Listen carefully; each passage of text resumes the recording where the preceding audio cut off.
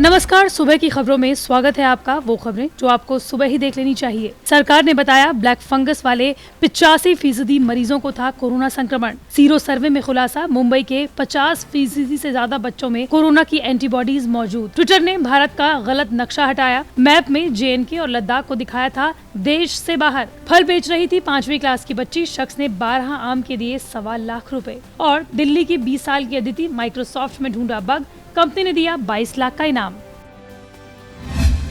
भारत में कोरोना के कहर से राहत मिलती नजर आ रही है। कोरोना के नए मामलों में गिरावट दर्ज की गई तो कोरोना से होने वाली मौतों का ग्राफ भी नीचे गिरने लगा। 28 जून को लगातार दूसरे दिन कोरोना से मरने वालों का आंकड़ा 1000 से कम रहा। इस बीच सरकार ने बताया कि ब्लैक फंगस महामारी से पीड़ित 85% मरीजों को कोरोना संक्रमण था। ब्लैक फंगस की वजह से देश में अब तक 3129 लोगों की जान जा चुकी है। वहीं कोरोना वायरस की तीसरी लहर में बच्चों पर ज्यादा असर होने की संभावनाओं के बीच वित्त मंत्री निर्मला सीतारमण ने अस्पतालों में बच्चों के इलाज के लिए बिस्तर और अन्य सुविधाएं बढ़ाने के वास्ते सोमवार को यानी कि 28 जून को बजट से 23,220 करोड़ रुपए का अतिरिक्त कोष उपलब्ध कराने की घोषणा की।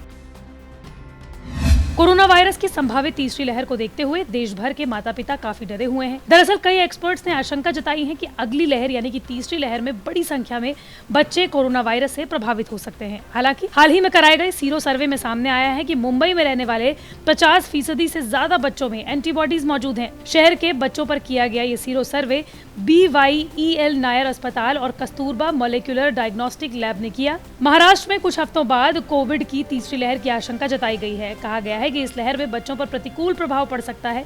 इसे ध्यान में रखते हुए BMC कमिश्नर IL चहल और एडिशनल म्यूनिसिपल कमिश्नर ने दूसरी लहर के दौरान ही बच्चों का सीरो सर्वे करने का आदेश दिया था। ये सीरो सर्वे 1 अप्रैल 2021 से 15 जून 2021 के दौरान किया गया। ब्लड सैंपल्स मुंबई के करीबन 24 वार्ड्स में पैथोलॉजी लैब्स के कुल 2176 ब्लड सैंपल्स इकट्ठा किए गए थे। इसमें BMC के आपली चिकित्सा नेटवर्क और नायर अस्पताल से 1283 और निजी लैब्स के नेटवर्क से 893 सैंपल शामिल हैं। इस सर्वे के मुताबिक 50% से ज्यादा बच्चों की आबादी पहले ही कोरोना वायरस से संक्रमित हो चुकी है। बता दें कि महाराष्ट्र कोरोना वायरस महामारी से सबसे ज्यादा प्रभावित होने वाले राज्यों में एक रहा है। कोरोना की दूसरी लहर के दौरान राज्य में 60,000 से ज्यादा हर दिन मामले दर्ज किए गए। हालांकि अब यहाँ संख्या कम होते होते तकरीबन 10,000 हो गई है।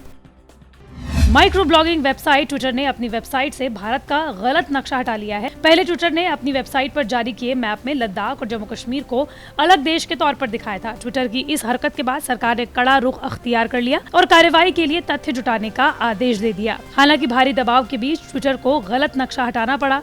गलत मैप दिखाना भारत की संप्रभुता का उल्लंघन था, जिस पर सरकार की तरफ से कड़ा ऐतराज जताया गया।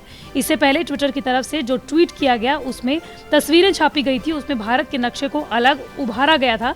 इसके अलावा कई और देशों के नक्शे को भी उभारा गया था, लेकिन उनमें किसी तरह की छेड़छाड़ नहीं की गई थी। लेकिन भारत के नक्शे के साथ छेड़छाड़ की गई। भारत के नक्शे से भारत का ताज कहे जाने वाले जम्मू कश्मीर को अलग देश दिखा दिया गया। दरअसल ट्विटर की वेबसाइट का एक करियर नाम पेज है, उसमें यह बताया गया था कि उसमें ऑफिसर्स कहां पर हैं। भारत में 3 जगह दर्शाई गई थी, दिल्ली, मुंबई और बेंगलुरु, और उसी में ये गलत नक्शा दिखाया गया। आपको बताते चले कि गलत नक्शा दिखाने के बाद ट्विटर के MD पर सरकार ने केस दर्ज कर लिया है।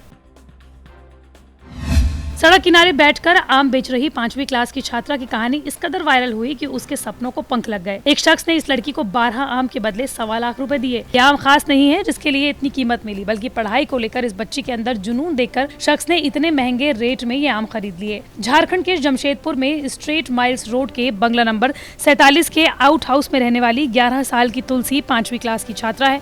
उसके परिवार की आर्थिक स्थिति बिल्कुल अच्छी नहीं है। किसी तरह परिवार के लोग उसे पढ़ा तो रहे थे, लेकिन कोरोना काल में स्कूल बंद हो गए। स्कूल बंद होने के बाद ऑनलाइन क्लास शुरू हुई तो तुलसी की पढ़ाई ठप हो गई, क्योंकि ऑनलाइन क्लास लेने के लिए उसके पास स्मार्टफोन नहीं था। इसलिए तुलसी ने नए फोन के लिए पैसा जुटाने के लिए आम बेचने का फैसला किया। तुलसी बंगला के बगीचे में लगे आम के पेड़ से रोज पके आम तोड़कर लाती और उन्हें सड़क पर रखकर बेच रही थी। इस दौरान तुलसी की पूरी कहानी सोशल मीडिया पर वायरल हो गई। पढ़ाई के लिए मजबूरी में आम बेच रही तुलसी की कहानी जब मुंबई के रहने वाले वैल्यूएबल एडुटेनमेंट कंपनी के वाइस चेयरमैन अमेय हेते तक पहुंची तो उन्होंने बच्ची की मदद करने के लिए कदम आगे बढ़ाया। बड़े व्यवसायी ने इस बच्ची से महज 12 आम 1,20,000 रुपए में खरीदे। उसके सपनों को नई उड़ान दी गई। इस मदद के बाद तुलसी की खुशी का ठिकाना नहीं है। तुलसी ने इस रकम में से 13,000 रुपए का स्मार्टफोन खरीदा है। बाकी की रकम उसने पढ़ाई के लिए बचाई है। इसके बाद तुलसी आम नहीं बेच रही, बल्कि घर में रहकर पढ़ाई कर रही है। भारतीय लड़की को माइक्रोसॉफ्ट में 22 लाख रुपए से भी ज्यादा का इनाम मिला है। कंपनी ने cyber security analyst Aditi Singh को ये इनाम दिया है। ये इनाम माइक्रोसॉफ्ट की ओर से अजूरी क्लाउड सिस्टम में खामी खोजने पर दिया गया।